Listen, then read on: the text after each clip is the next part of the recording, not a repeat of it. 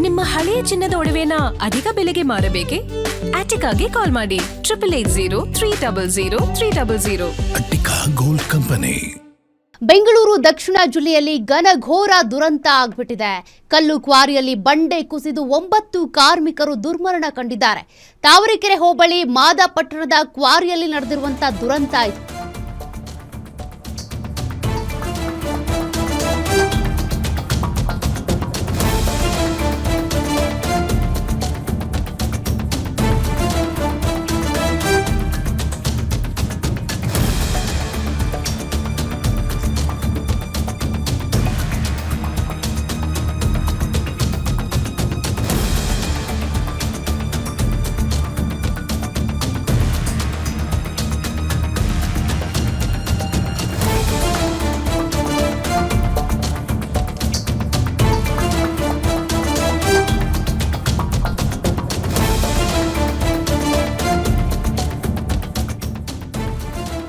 ಬೆಂಗಳೂರು ದಕ್ಷಿಣದಲ್ಲಿ ನಡೆದಿರುವಂತಹ ಒಂದು ಘಟನೆ ಬೆಚ್ಚಿ ಬೀಳಿಸಿದೆ.